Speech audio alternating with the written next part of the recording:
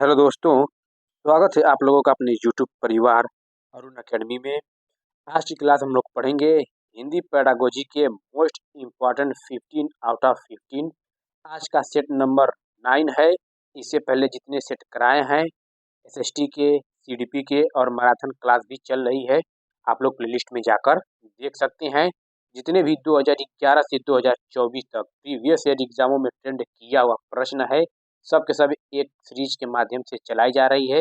अगर आप लोग नहीं देखे हैं तो आप लोग से रिक्वेस्ट है कि जाकर देखिएगा, मज़ा आ जाएगा। पहला क्वेश्चन देखिए क्या कह रहा है। कक्षा में विद्यार्थी विषय वस्तु को समझ जाते हैं किंतु वे किसी चर्चा में भाग नहीं लेते हैं। उन्हें भाषा की कौन सी कठिनाई है? क्या संप्रेषण संबंधी या अभिव्यक्ति संबंधी या गाहता संबंधी या उच्चारण संबंधी?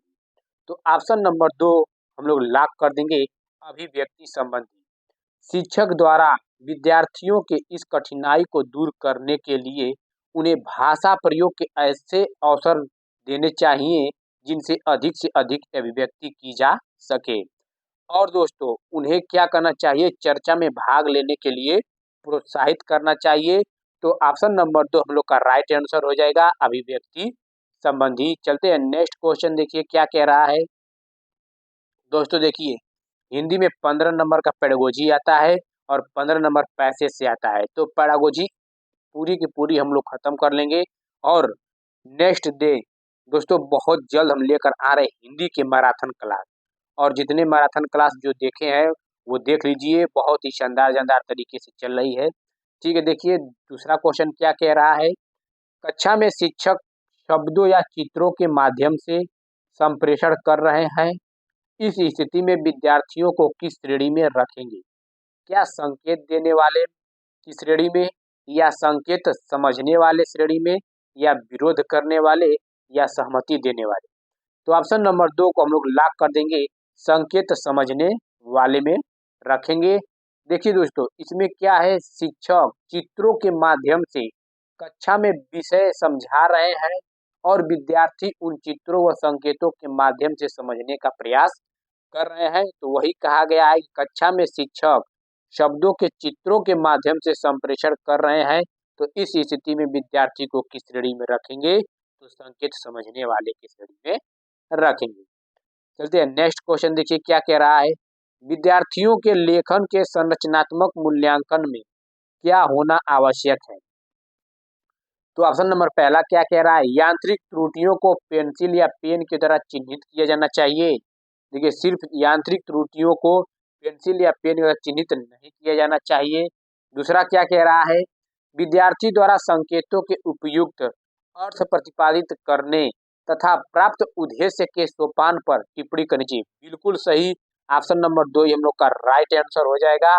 इसमें क्या है देखिए, देखो संरचनात्मक मूल्यांकन ये कहा है, तो संरचनात्मक मूल्यांकन से तात्पर्य किसी ऐसे शैक्षिक कार्यक्रम, योजना, प्रक्रिया अथवा सामग्री आदि के मूल्यांकन से है जिसमें मूल्यांकन के आधार पर सुधार करना संभव होता है। तो ऑप्शन नंबर 2 यहाँ पर राइट आंसर हो जाएगा। विद्यार्थी द्वारा संकेतों के उपयुक्त अर्थ प्रतिपादित करने तथा प्राप्त उद्देश्य के सोपान पर टिप्पणी करनी चाहिए। चलते हैं नेक्स्ट क्वेश्चन, देखिए क्या कह रहा है। बच्चे में अंतर्निहित जन्मजात क्षमता होती है जो उन्हें भाषा के पैटर्न को खोजने में मदद करती है। निम्नलिखित में से कौन सा सिद्धांत इस कथन का समर्थन करता है? क्या व्यवहारवादी, या संज्ञानात्मकवादी, या सहजतावादी, या रचनावादी? तो ऑप्शन नंबर 3 हम लोग लॉक कर देंगे, सहजतावादी। दोस्तों देखिए ये जन्मजात क्षमता है, यह किसने प्रतिपादित किया? तो यह नोआम नोआम चॉम्स्की द्वारा प्रतिपादित सिद्धांत है। उनके अनुसार, किनके? चॉम्स्की के अनुसार बच्चों में भाषा अर्जन करने की जन्मजात क्षमता होती है। तो ऑप्शन नंबर 3 यहाँ पर राइट आंसर हो जाएगा, सहजतावादी। चलते हैं नेक्स्ट क्वेश्चन, देखिए क्या कह रहा है। निम्नलिखित में से कौन सा भाषाई अभिव्यक्ति का विकार नहीं हो सकता है? इसमें पूछा है कि नहीं हो सकता है। क्या स्थानिक मान को समझने में कठिनाई का होना, या भाषण की सीमितता का होना, या नए शब्दों को सीखने में कठिनाई होना, या सही शब्दों की खोज में कठिनाई? तो यहाँ पे ऑप्शन नंबर पहला राइट हो जाएगा, क्योंकि निगेटिव का निगेटिव पूछा है, दिया है कि भाषाई अभिव्यक्ति का विकार नहीं है। तो स्थानिक मान को समझने में कठिनाई का होना, यह क्या है, यह गणित से संबंधित विकार है। इस विकार में विद्यार्थियों को गणितीय गणना और संख्याओं की अवधारणा को समझने में कठिनाई होती है। तो जो स्थानिक मान को समझने में कठिनाई का होना वो गणित वैकल्य से संबंधित है। तो यहाँ पे पहला राइट आंसर हो जाएगा, क्योंकि नहीं का नहीं पूछा है। चलते हैं नेक्स्ट क्वेश्चन, देखिए क्या कह रहा है।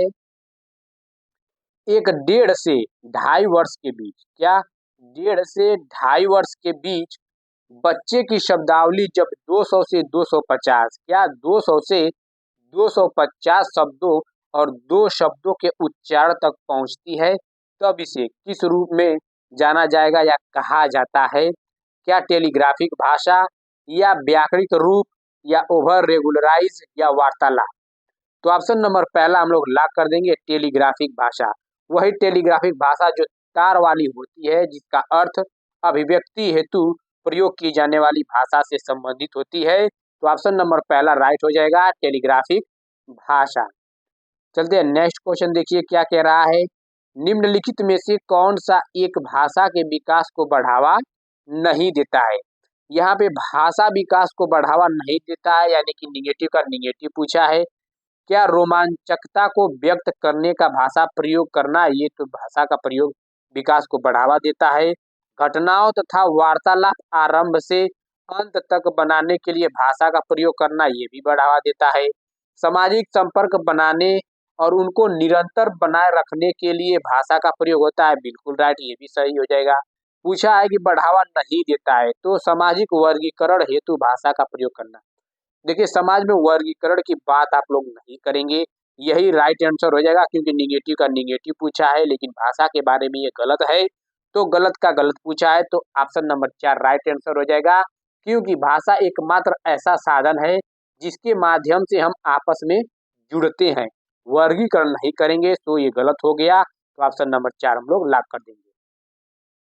चलते हैं नेक्स्ट क्वेश्चन, देखिए क्या कह रहा है। भाषा अधिगम अभ्यास और पुनर्बलन, क्या अभ्यास और पुनर्बलन की सहायता से स्वतः स्फूर्त तरीके से होता है। यह सिद्धांत किनके द्वारा प्रतिपादित किया गया, या संज्ञानवादी, या व्यवहारवादी, या रचनावादी, या अंतःक्रियावादी। तो ऑप्शन नंबर 2 को हम लोग लॉक कर देंगे, व्यवहारवादी। जो ये व्यवहारवादी है, किसने दिया था, तो यह स्किनर के क्रिया प्रसूत अनुबंधन सिद्धांत से संबंधित है। किससे संबंधित है, स्किनर के क्रिया प्रसूत अनुबंधन सिद्धांत से संबंधित है व्यवहारवादी। तो ऑप्शन नंबर 2 यहाँ पर राइट आंसर हो जाएगा। चलते हैं नेक्स्ट क्वेश्चन, देखिए क्या कह रहा है। निम्नलिखित में से कौन सी एक गहन पठन की विशेषता मानी जा सकती है। यहाँ पे गहन पठन की विशेषता मानी जा सकती है, तो देख लेते हैं कौन सी है। प्रवाहपूर्ण पढ़ने के लिए रुचिकर बड़ी बड़ी पाठ्य सामग्री को सम्मिलित किया जाना चाहिए, बिल्कुल यही गहन पठन की एक विशेषता है। तो ऑप्शन नंबर पहला हम लोग का राइट आंसर हो जाएगा। प्रवाहपूर्ण पढ़ने के लिए रुचिकर बड़ी बड़ी पाठ्य सामग्रियों को सम्मिलित किया जाना चाहिए। गहन पठन में पाठक संपूर्ण अनुच्छेद या संपूर्ण पुस्तक को पढ़कर उसका भाव, उद्देश्य तथा संदेश ग्रहण कर उसे आत्मसात करते हैं। तो ऑप्शन नंबर पहला ही हम लोग का राइट आंसर हो जाएगा। जितने भी दोस्तों ये क्वेश्चन हम लेकर आए हैं, ये सब के सब प्रीवियस ईयर एग्जामों में पूछा हुआ प्रश्न है, अपने मन से एक भी प्रश्न हम लेकर नहीं आए। तो नेक्स्ट क्वेश्चन क्या कह रहा है, निम्नलिखित में से कौन सा ग्राहक कौशल है, यानी कि जिसको हम लोग ग्रहण करते हैं। तो ग्रहण किसको करते हैं, पढ़ेंगे तो ग्रहण करेंगे, सुनेंगे तो भी ग्रहण करेंगे। सुनना और पढ़ना ये क्या है, ग्राहक कौशल है, और बोलना और लिखना क्या है, अभिव्यक्तात्मक कौशल है। तो कौशल के 4 ये सब होते हैं। देखिए दोस्तों, तो नई भाषा के प्रति समझ बनाने की योग्यता, या बोलचाल की भाषा के प्रति समझ बनाने तथा अभिव्यक्त करने की योग्यता, या बोलचाल की भाषा जो सुनते तथा बोलते हैं के प्रति समझ बनाने की योग्यता। यहाँ पे देखिए राइट आंसर हो जाएगा, देखिए कौन सा, द्वितीय भाषा के प्रति समझ बनाने की योग्यता गलत हो गया। बोलचाल की भाषा के प्रति समझ बनाने, अभिव्यक्त करने की योग्यता, ये भी गलत हो जाएगा। नई भाषा के प्रति समझ बनाने की योग्यता, ऑप्शन नंबर 3 हम लोग का राइट आंसर हो जाएगा, क्योंकि श्रवण तथा पठन ग्रहात्मक भाषा कौशल व वाचन तथा लेखन ये उत्पादक भाषा कौशल होते हैं। तो ऑप्शन नंबर 3 राइट आंसर हो जाएगा। चलते हैं नेक्स्ट क्वेश्चन, देखिए क्या कह रहा है। कक्षा में द्वितीय भाषा के शिक्षण के दौरान शिक्षक द्वारा अबोधात्मकता के लिए सहारा देना में क्या सम्मिलित है? तो क्या सम्मिलित है दोस्तों? चेष्टाएं करना तथा मुख के भावों का प्रयोग करना, या घर की भाषा के सारांश, या शिक्षक के द्वारा चित्र शब्दकोश का प्रयोग, या संकेतों का प्रयोग।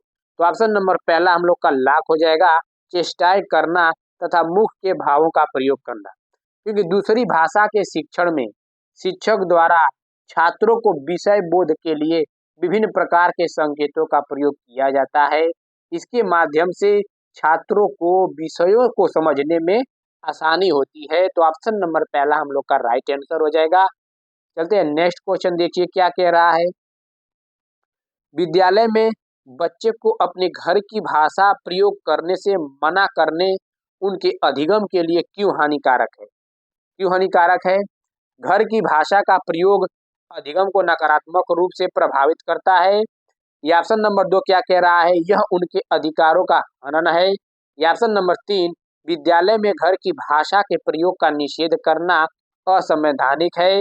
या ऑप्शन नंबर 4 क्या कह रहा है, इससे सब विद्यार्थी स्वयं को हाशिए पर महसूस कर सकते हैं तथा कक्षा में स्वयं को खोया हुआ महसूस करते हैं। तो ऑप्शन नंबर 4 यहाँ पर राइट आंसर हो जाएगा। भाषा प्रयोग करने से मना करना उनके अधिगम के लिए क्यों हानिकारक है? तो इससे विद्यार्थी स्वयं को हाशिए पे महसूस कर सकते हैं तथा कक्षा में स्वयं को खोया हुआ महसूस करते हैं। क्योंकि देखिए, कक्षा में बच्चों की भाषा का सम्मान करना चाहिए। क्या करना चाहिए? उनकी मातृभाषा जो हो, क्षेत्रीय भाषा हो, तो बच्चों की भाषा को सम्मान करना चाहिए और उन्हें प्रोत्साहित भी करना चाहिए। तो ऑप्शन नंबर 4 यहाँ पे राइट हो जाएगा। हानिकारक पूछा था। जब द्विभाषी और बहुभाषी लोग जब द्विभाषी और बहुभाषी लोग अपनी बहुभाषी और द्विभाषी दुनिया में प्रयुक्त भाषाओं का अर्थ समझने के लिए विविध प्रकार के तर्कमूल मूलक तरीकों का प्रयोग करते हैं, तब यह स्थिति क्या कहलाती है? देखिए 3-4 ऑप्शन नीचे भी है। या एक भाषा से दूसरी भाषा में चले जाना, या एकल भाषा, या कोडों का मिलना, या एक कोड से दूसरे कोड में स्थानांतरण। तो ऑप्शन नंबर पहला ही हम लोग का राइट आंसर हो जाएगा, एक भाषा से दूसरी भाषा में चले जाना। चलते हैं नेक्स्ट क्वेश्चन दोस्तों, देखिए नेक्स्ट क्वेश्चन क्या कह रहा है। किसे मातृभाषा पर आधारित बहुभाषिकता कहेंगे? किसे कहेंगे? ऑप्शन नंबर पहला क्या कह रहा है, शिक्षार्थी अपनी विद्यालयी शिक्षा मातृभाषा में आरंभ करते हैं और उसमें और अधिक कम से कम 2 भाषाएं जोड़ते हैं। बिल्कुल राइट आंसर हो जाएगा। ऑप्शन नंबर पहला ही लॉक हो जाएगा, क्योंकि मातृभाषा आधारित बहुभाषी शिक्षा बच्चों में स्वयं को व्यक्त करने के साथ साथ स्कूलों में अलग अलग विशेषताओं या विषयों की अवधारणा सीखने का विश्वास देती है। तो ऑप्शन नंबर पहला ही हम लोग का राइट हो जाएगा। शिक्षार्थी अपनी विद्यालयी शिक्षा मातृभाषा में आरंभ करते हैं और उसमें और अधिक कम से कम 2 भाषाएं जोड़ते हैं। तो ऑप्शन नंबर पहला ही हम लोग का राइट हो जाएगा। देखिए दोस्तों, नेक्स्ट क्वेश्चन ये क्या है और आज का लास्ट क्वेश्चन क्या कह रहा है। आई होप दोस्तों आप लोग को वीडियो अच्छा लगा हो। अगर अच्छा लगा हो दोस्तों तो चैनल को लाइक, सब्सक्राइब, शेयर, कमेंट कर दीजिए, जिससे हमें मोटिवेट मिलता रहे। देखिए दोस्तों, आज का लास्ट क्वेश्चन क्या है। अध्यापकों, शिक्षार्थियों और सामग्री पर टेस्ट एवं आकलन का प्रभाव क्या कहलाता है? क्या विधि प्रभाव, या भाषा परीक्षण प्रभाव, या कक्षाई प्रभाव, या पुनर्बलन? तो ऑप्शन नंबर पहला है हम लोग, पहला नहीं दोस्तों, यहाँ पे ऑप्शन नंबर तीसरा, क्योंकि कक्षा अध्यापकों, शिक्षार्थियों, सामग्री पर टेस्ट एवं आकलन का प्रभाव पड़ रहा है तो कक्षाई प्रभाव रहेगा। तो ऑप्शन नंबर 3 हम लोग का राइट आंसर हो जाएगा, कक्षाई प्रभाव। आई होप दोस्तों आप लोग को वीडियो अच्छा लगा हो। ठीक है दोस्तों, आप लोगों का बहुत बहुत धन्यवाद।